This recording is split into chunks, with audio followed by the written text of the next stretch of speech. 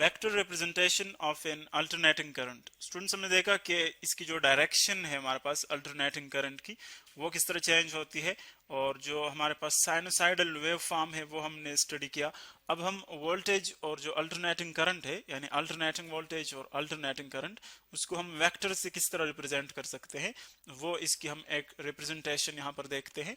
So first of all, उसी alternating current जिसकी direction या पोलैरिटी रिवर्स होती है, उसको हम यहाँ पर by a simple graphical method यहाँ पर हम शो करते हैं, और फिर इसी ग्राफिकल मॉडल से हम एक वेक्टर रिप्रेजेंटेशन जो है वहां पर डिराइव करेंगे। सो फर्स्ट ऑफ ऑल, ये हम दे रहे हैं दो एक्सिस हमारे पास, टू डायमेंशनल पैटर्न इसकी ले रहे हैं। दो एक्सिस है, एक हमारे पास आ रहा है एक्स एक्सिस, ये एक्स एक्सिस है। पॉजिटिव डायरेक्शंस यहाँ पर हम कंसिडर कर रहे हैं, ये वाई एक्सिस है। और चूंकि यहाँ पर अल्टरनेटिंग वोल्टेज और करंट है, तो इसीलिए हम नेगेटिव वाई भी कंसिडर कर रहे हैं, क्योंकि इसकी पोलैरिटी वाई और नेगेटिव वाई के दरमियान जो है वो वेरी करती है। तो ये हमारे पास आ गया नेगेटिव वाई। अब अगर आप देखें यहाँ पर, सपोज एक वेव यहाँ से स्टार्ट हो रहा है, हम एक ही साइकिल यहाँ पर कंसिडर करते हैं। ये इसका जो फॉरवर्ड डायरेक्शन है वो हम अपर लूप से डिनोट करते हैं। जो एक्स एक्सिस के ऊपर लूप बन रहा है वो फॉरवर्ड डायरेक्शन है, और इसमें आप देख रहे हैं कि हर एक टाइम पर, हर एक इंस्टेंट पर इसकी जो वैल्यू है वो वेरी करती है। यानी यहाँ पर जीरो है वैल्यू, आहिस्ता आहिस्ता इंक्रीज होती है टाइम के साथ साथ, यहाँ पर मैक्सिमम हो जाती है, और फिर उसके बाद आहिस्ता आहिस्ता डिक्रीज होती है, यहाँ पर फिर जीरो बन जाती है, और ये एक नेगेटिव यानी रिवर्स डायरेक्शन में चला जाता है। फिर रिवर्स डायरेक्शन में मैक्सिमम, और फिर मिनिमम की तरफ आती है। सो जब अगेन रिवर्स डायरेक्शन में मिनिमम की तरफ आ जाए, मिनिमम पॉइंट पर, सो हम कहेंगे एक साइकिल इसका कंप्लीट हो गया। सो ये आप कंसिडर कर ले, इसको आप वोल्टेज वेव फॉर्म भी ले सकते हैं या करंट वेव फॉर्म भी ले सकते हैं। हम कंसिडर करते हैं कि ये वाला हमारे पास है वोल्टेज का, अल्टरनेटिंग वोल्टेज का वेव फॉर्म आ गया। इसी तरह नेक्स्ट एक हम इलेक्ट्रिक करंट का ले रहे हैं। इलेक्ट्रिक करंट का जो वेव फॉर्म है, सपोज वो मैक्सिमम से स्टार्ट होता है, मैक्सिमम से, और यूं यहां पर आकर वो एक्स एक्सिस को क्रॉस करता है, ये मैक्सिमम पॉइंट, और इसी तरह ये हमारे पास आ रहा है अनदर अल्टरनेटिंग करंट जो है इसका वेव फॉर्म आ रहा है। ये अल्टरनेटिंग करंट का वेव फॉर्म आ गया, इसको हम यूं ड्रा कर सकते हैं। सो दोनों वेव्स को आप देख सकते हैं कि जो अल्टरनेटिंग करंट का वेव फॉर्म है, ये है अल्टरनेटिंग करंट का, और ऊपर अल्टरनेटिंग वोल्टेज का है। सो दोनों के दरमियान फेज डिफरेंस है, क्योंकि जिस पॉइंट के ऊपर वोल्टेज का फेज है जीरो, यानी इस पॉइंट के अगर आप देखें वोल्टेज का फेज क्या है, वो हम देख सकते हैं क्लियरली कि वो जीरो है, क्योंकि ओरिजिन के ऊपर है। और इसी तरह आप देख रहे हैं कि वाई एक्सिस के ऊपर अगर हम अल्टरनेटिंग करंट का फेज देखें इस पॉइंट पर, सो वो मैक्सिमम है, मैक्सिमम से स्टार्ट हो रहा है। तो इसीलिए यहाँ पर इसका फेज क्या है, पाई बाय 2। यानी अगर हम एंगल डिग्रीज में देखें सो वो 90 है, रेडियन में हम अगर मेजर करें सो वो पाई बाय 2 है। ये दो डिफरेंट यूनिट्स एक्चुअली हम यूज कर रहे हैं। इसको आप 90 लिख सकते हैं, रेडियन में इसको हम लिख सकते हैं पाई बाय 2। सो जो हमारे पास दोनों वेव्स है, दोनों वेव फॉर्म्स है, उनके दरमियान फेज डिफरेंस जो है वो है पाई बाय 2। अब ये तो हम जब इनकी वैल्यूज देखते हैं टाइम के लिहाज से, यानी डायरेक्शन और इसका जो मैग्नीट्यूड हम देखते हैं, सो हम इस तरह वेव फॉर्म से उसको स्टडी कर सकते हैं।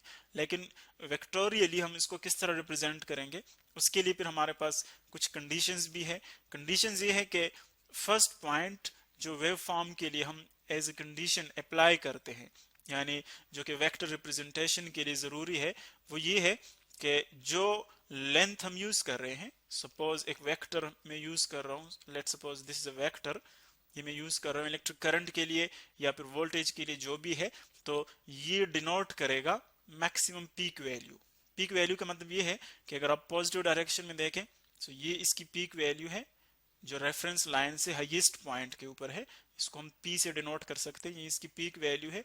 और अगर आप नेगेटिव वैल्यू देके इसकी ये वाली, सो ये भी पीक वैल्यू है लेकिन रिवर्स डायरेक्शन में है। सो या तो ये इसको शो करेगा, डिनोट करेगा, या फिर इसको, यानी दोनों पीक वैल्यूज हैं। सो जो वेक्टर हम यहाँ पर ड्रा करेंगे, जो हम ग्राफिकली शो करेंगे, वो एक्चुअली डिनोट करेंगे, रिप्रेजेंट करेंगे पीक वैल्यूज को। सो ये अगर हमारे पास एक वेव है, सो ये शो करेगा peak value of electric current या फिर peak value of alternating voltage. First condition ये है। नेक्स्ट सेकंड कंडीशन ये है कि जब हम स्टार्ट लेते हैं, यानी जीरो से स्टार्ट लेते हैं, वेक्टर हम स्टार्ट करते हैं, सो वहां पर उसकी जो डायरेक्शन है वो हमारे पास क्या होती है, हॉरिजॉन्टल डायरेक्शन। हॉरिजॉन्टल डायरेक्शन जिस तरह के इस वेव में हमने इस वेक्टर में हमने शो किया हुआ है, यहाँ पर आप देख रहे हैं हॉरिजॉन्टल हमने शो किया हुआ है। तो जब हम जीरो से स्टार्ट लेते हैं, देखिए time t is equal to zero के ऊपर, सो ये हमारे पास एक्चुअली ओरिजिन के ऊपर आएगा, और वहां पर हम देख रहे हैं कि जो इसकी डायरेक्शन है वो क्या होगी, वो हम हॉरिजॉन्टल ले रहे हैं। यानी एक्चुअली हम एक्स एक्सिस, इसको हम एक रेफरेंस लाइन कह सकते हैं, हम एक रेफरेंस वेक्टर से स्टार्ट करते हैं और इस रेफरेंस वेक्टर को हम क्या लेंगे, हॉरिजॉन्टल लेंगे।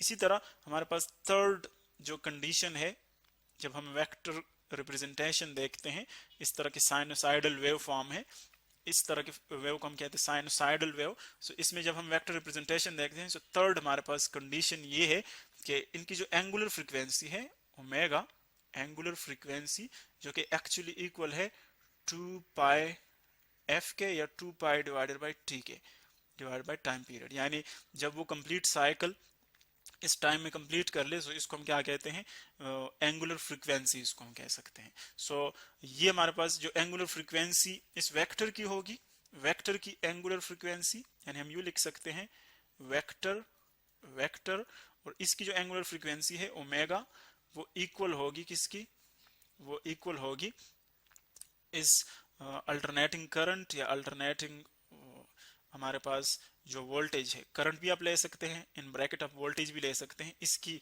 Angular frequency. यानी इन दोनों की एंगुलर फ्रीक्वेंसी हम क्या करते हैं, इक्वल लेते हैं वेक्टर रिप्रेजेंटेशन में। सो अब अगर हम इन कंडीशंस को अप्लाई कर ले, इन तीनों पॉइंट्स को अगर हम यहाँ पर अप्लाई कर ले, तो हमारे पास जो वेक्टर रिप्रेजेंटेशन है वो कुछ इस तरह बनेगा कि यहाँ पर हमने देखा कि जो करंट और वोल्टेज के दरमियान फेज डिफरेंस है वो कितना है, पाई बाई 2 का। चूंकि अगर आप देखें करंट का जो वेव है वो यहाँ पर पाई बाई 2 है उसका फेज, और उसी पॉइंट के ऊपर उसी टाइम पर जो अल्टरनेटिंग वोल्टेज का है वो है जीरो। सो दोनों के दरमियान डिफरेंस जो है, फेज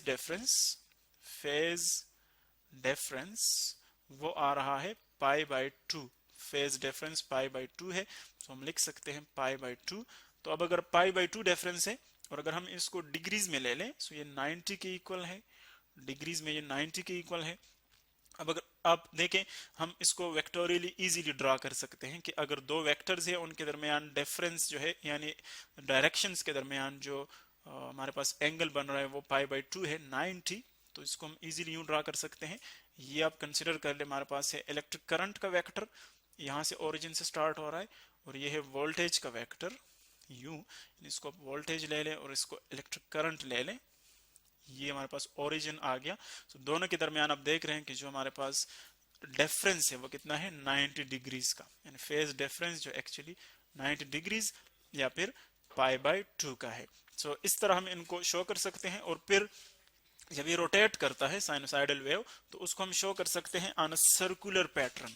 यानी ये फॉर एग्जांपल हम इजीली इसको यूं ले सकते हैं कि ये सपोज एक सर्कल है, एक सर्कल कंसिडर कर लें, सर्कल ये मैं लेता हूं, ये आ गई सर्कल।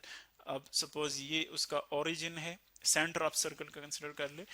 लेट्स सपोज जो हॉरिजॉन्टल डायरेक्शन है इलेक्ट्रिक करंट की वो ये है, एंड ये मैं इलेक्ट्रिक करंट का वेक्टर ड्रा कर रहा हूं, और बिल्कुल इसी तरह मैं वेक्टर ड्रा कर रहा हूं वोल्टेज का। सो दोनों के दरमियान एंगल जो है वो है 90 डिग्रीज का, 90। आमतौर पर हम एक ही क्वांटिटी लेते हैं, यानी हम जस्ट उसको रोटेट करते हैं, इलेक्ट्रिक करंट ही लेते हैं, लेकिन मैंने इस सर्कल में दो ही शो किए हुए हैं ताकि आपको समझ आ जाए। ये इलेक्ट्रिक करंट I और ये है वोल्टेज V। अब अगर इलेक्ट्रिक करंट जो है सपोज वो 45 डिग्री पे रोटेट कर ले, और ये हम रोटेशन लेंगे काउंटर क्लॉकवाइज।